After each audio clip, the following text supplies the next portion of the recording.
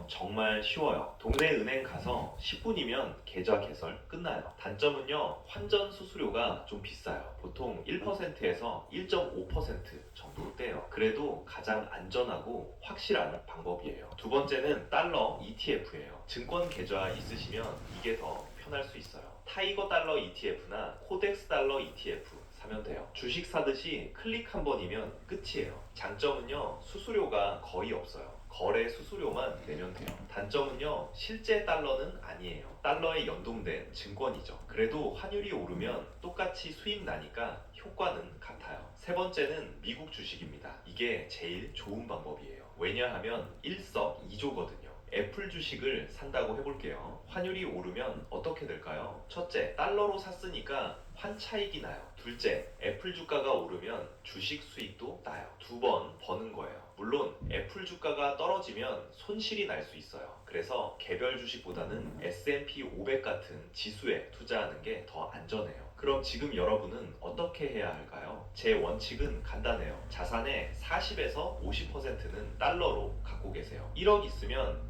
4천만 원에서 5천만 원은 달러로 바꾸세요. 2천만 원 있으면 800만 원에서 1000만 원은 달러로 바꾸세요. 그럼 환율이 떨어지면 어떻게 해요? 이렇게 물으실 수 있어요. 좋은 질문이에요. 환율이 떨어지면요, 그건 한국 경제가 좋아졌다는 뜻이에요. 원화가 강해졌다는 거죠. 그럼 그때는 원화로 다시 바꾸면 돼요. 손해는 좀 보지만 경제가 좋아진 거니까 괜찮아요. 근데 지금 추세는요, 환율이 떨어질 가능성보다 오를 가능성이 훨씬 높아요. 그럼 언제 사야 할까요? 제 기준은 명확해요. 지금 바로 사세요. 조금 더 기다렸다가 환율 떨어지면 사야지, 이렇게 생각하시면 안 돼요. 환율은 타이밍 맞추는 게 아니에요. 보험이에요. 보험은 사고 나기 전에 들어야 하는 거예요. 만약에 지금 1470원인데 조금 기다리면 1300원까지 떨어질 수도 있어요. 70원 이득 보는 거죠. 근데 반대로 바로 1500원으로 튀어버리면요, 30원 손해보는 거예요. 70원 이득 볼 확률이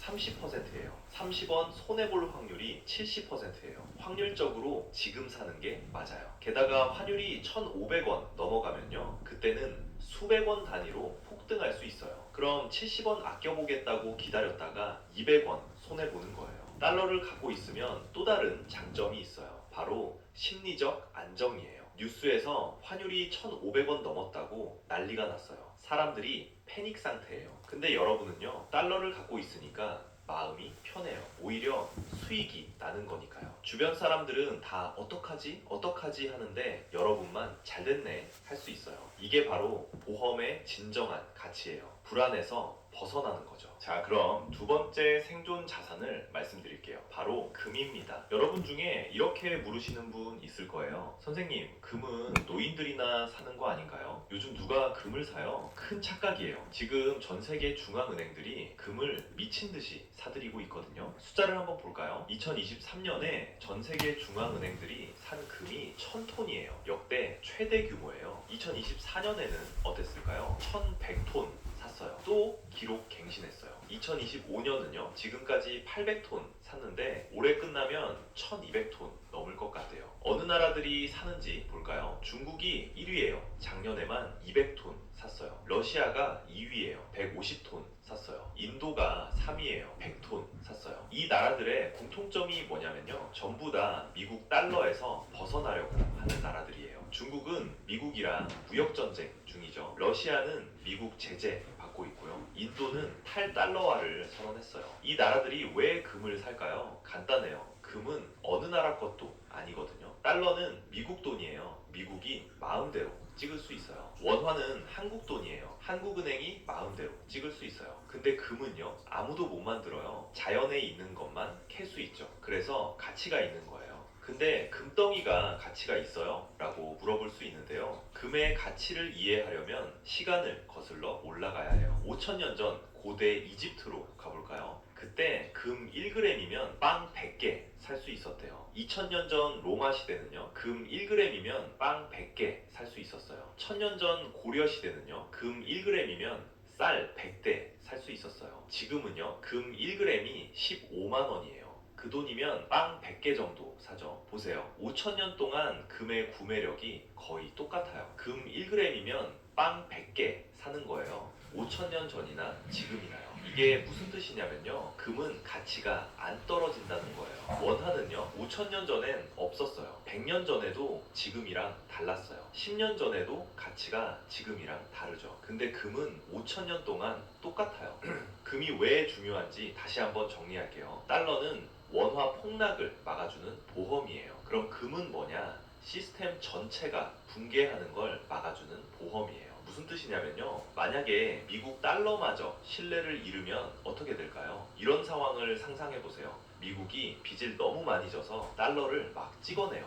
그럼 달러 가치가 떨어지겠죠. 달러가 떨어지면 전 세계 모든 화폐가 혼란에 빠져요. 왜냐하면 모든 나라가 달러를 기준으로 하거든요. 그럼 사람들이 뭘 믿을까요? 금을 믿어요. 왜냐하면 금은 어떤 나라 것도 아니고 누구도 못 만들고 5,000년 동안 가치를 유지했거든요. 2008년 금융위기 때를 한번 볼까요? 2008년 9월에 리먼 브라더스가 파산했어요. 세계 경제가 공황 상태에 빠졌죠. 그때 주식시장은 어땠을까요? S&P 500 지수가 50% 폭락했어요. 부동산은요, 집값이 40% 떨어졌어요. 근데 금은요, 오히려 올랐어요. 온스당 800달러에서 1200달러로요. 50% 올랐어요. 모든 게 폭락할 때 금만 올랐다는 거예요. 왜냐하면 사람들이 금으로 도망갔거든요. 달러도 못 믿겠고 주식도 못 믿겠고 집도 못 믿겠으니까 금을 산 거예요. 그럼 금은 어떻게 사는 걸까요? 세 가지 방법이 있어요. 첫 번째는 실물금입니다. 금은방 가서 금 사면 돼요. 골드바나 금 동전 같은 거요. 장점은요, 진짜 금을 내가 갖는 거예요. 만질 수 있죠. 단점은요, 부가세 10% 내야 해요. 그리고 보관도 걱정되고요. 소액으로 시작하시면 이 방법은 비추예요. 부가세가 너무 아까워요. 두 번째 방법은 금 통장이에요. 은행에서 금 통장 만들면 돼요. 실물금은 아니지만 금 가격에 연동돼요. 장점은요, 부가세 안 내요. 그리고 보관 걱정 없어요. 단점은요, 실제 금은 아니에요. 은행이 망하면 날릴 수도 있어요. 하지만 그럴 일은 거의 없으니까 걱정 안 하셔도 돼요. 세 번째는 금 지수를 추종하는 금 ETF예요. 증권 계좌에서 금 ETF 사면 돼요. 코덱스 골드나 타이거 골드요. 장점은요, 수수료가 거의 없어요. 클릭 한 번이면 끝이에요. 단점은요, 역시 실물은 아니에요. 개인적으로는 이 방법을 제일 추천해요. 편하고 수수료 싸니까요. 그럼 금을 얼마나 사야 할까요? 제 기준은 자산의 10에서 20%예요. 1억 있으면 1,000만 원에서 2,000만 원은 금으로 가지세요. 5천만 원 있으면 500만 원에서 1,000만 원은 금으로 가지세요. 그렇게 많이 사야 해요? 이렇게 물으실 수 있어요. 생각해 보세요. 이건 시스템 붕괴 보험이에요.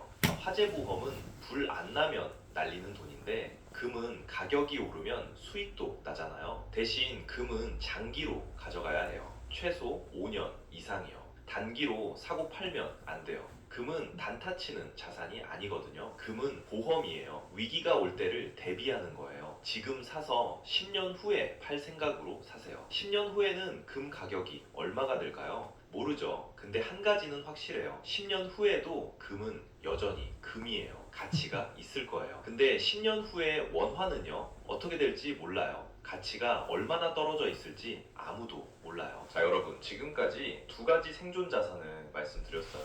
첫째, 달러. 둘째, 금. 오늘 퇴근하고 집에 가면요, 딱 두 가지만 하세요. 첫째, 증권 계좌 있는지 확인하세요. 없으면 만드세요. 스마트폰으로 10분이면 돼요. 둘째, 은행 앱 열어서 외화 통장 개설하세요. 이것도 10분이면 돼요. 이 두 가지만 오늘 하세요. 그럼 준비 끝이에요. 그리고 그 다음 주부터는 첫 매수하세요. 목표 금액의 30%만 일단 사세요. 예를 들어 달러를 4천만 원어치 사기로 했으면요, 일단 1,200만 원만 사세요. 왜 전부 안 사냐고요? 분산 매수하는 게 안전하거든요. 그리고 매달 정해진 날에 정해진 금액을 사세요. 급여일 다음 날로 정하세요. 예를 들어 25일이 급여일이면 26일에 사세요. 여러분, 마지막으로 한 가지만 말씀드리고 싶어요. 1997년 IMF 때요, 두 부류의 사람이 있었어요.